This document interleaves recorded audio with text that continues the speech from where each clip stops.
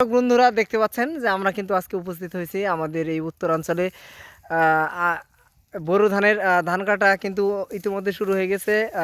89 জাতের ধান কিন্তু কাটতেছে। আর এমন তো অবস্থায় একজন কৃষক রয়েছে মোহাম্মদ জহুরুল ইসলাম মণ্ডল, তো ওনার সঙ্গে কথা বলবো এবং সেই সঙ্গে যিনি ধান কাটতেছেন তার কি অবস্থা এই সম্পর্কে কিন্তু উনি কিছু জিজ্ঞাসাবাদ করবে। তো অবশ্যই আমাদের সঙ্গে থাকুন, দেখতে থাকুন। তা প্রথমেই কথা বলবো আমাদের কৃষক মোহাম্মদ জহুরুল ইসলাম মণ্ডল চাচার সাথে। তো আপনি এবার যে 89 জাতের ধান চাষ করেছেন এই নিম্ন অঞ্চলে, অর্থাৎ এই খালপাকারের মধ্যে, তো মোটামুটি ধানের ফলন কেমন? আর এই গরমে কি পরিমাণ ধান হওয়ার সম্ভাবনা, কোনো রোগবালাই পোকামাকড় আছে কিনা এই সম্পর্কে কিছু বলেন। ধানের আবাদ তো এবার মোটামুটি ভালো, কিন্তু প্রচন্ড গরমে আমার এই পাকা ধান কাটার কোনো কামলা খুঁজে না ভাইয়া। একজনের মাধ্যমে জানতে পারলাম যে করিম নামে একটা কামলা আছে, উনি 7 কামলার কাম একাই করতে পারে। তাই ওনাকে অনেক কষ্ট করে আমি ধরে এনেছি আজকে।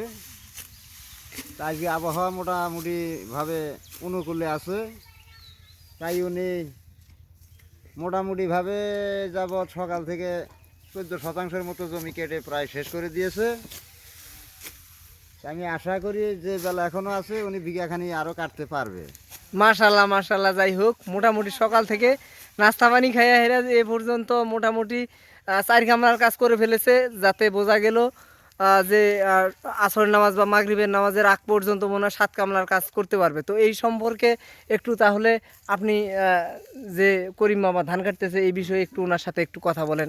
হ্যাঁ করে সকাল ধরে যে 4টা কলা আর 2 থালি চামচা খাই যে 10 তাতে কি তোর কোনো সমস্যা হয়েছে? হ্যাঁ, কোনো সমস্যাও নাই। তাহলে এই যে ধান গাছকে কাটতেছ, তাহলে ধানের মধ্যে কি কোনো পোকা টোকা এগুলা কোনো রোগ বালাই টালাই আছে? আপনার কি এইবারকার বছরে যে খরা, প্রচন্ড খরা, এতে কি মাননীয় প্রধানমন্ত্রীর কাছে কোনো অনুদান বা মানে খরা সম্পর্কে কোনো ভর্তুকি পাওয়ার কোনো দরকার আছে কিনা? না, যদি ভর্তুকি চান তাহলে সেই বিষয়টা এখন তুলে ধরেন, কারণ প্রচণ্ড গরমে মানুষ হিট স্ট্রোক করে গেলেও কিন্তু এই ধান কাটতে এসে মানুষ মারা যাইতে পারে। এই জিনিসটা যদি খেলে আপনি তুলে ধরেন, কিছু অনুদান পাইলেও পাইতে পারেন, তাতে কোনো সমস্যা নাই। আচ্ছা, যাই হোক, পোকামাকড় নাই। আপনি মোটামুটি, আমি যেটা বুঝলাম আপনি কৃষক মোটামুটি ভালো আছেন। যে ধান কাটতেছে তার কাছে শুনে আপনি কইলেন যে ধানে পোকামাকড় আছে কিনা। মনে হয় যে ধান কাটার পর এ পর্যন্ত খেতে আপনি আসেন নাই, তাতে বোঝা গেল। আমি খেতে কখন আসবো? আমি তো করি ব্যবসা, পেট খোরাকির জন্য কিছু জমি আবাদ করছি, তো ওটা আল্লাহর উপর ছাইরা দিছি। ওষুধপাতি তো আল্লাহর রহমতে কিছু দেন নাই। যাই হোক, এবার কোনো রোগ বালাইও নাই, আর খেতে কোনো আবাদের সমস্যা হয়নি। ঠিক আছে, ধন্যবাদ।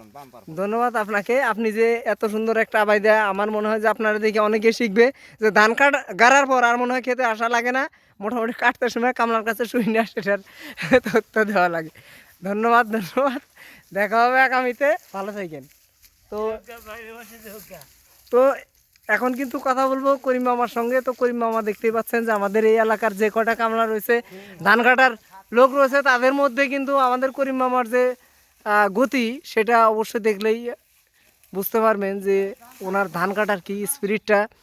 সকালবেলা 2টা রুটি এবং 4টা কলা খায়া লাগছে, মোটামুটি আসর মাগরিব পর্যন্ত মনে হয় যে 7 কামলার কাজ করবে উনি একাই। তো দেখতে পাচ্ছেন যে সকাল থেকে শুরু করে এই পর্যন্ত কিন্তু প্রায় 14 কালি ক্ষেত কাইটা হলাই দিছে। তো এখনও মোটামুটি আরও আধা বিঘা 10 কালি ক্ষেতের মতো বাকি রয়েছে।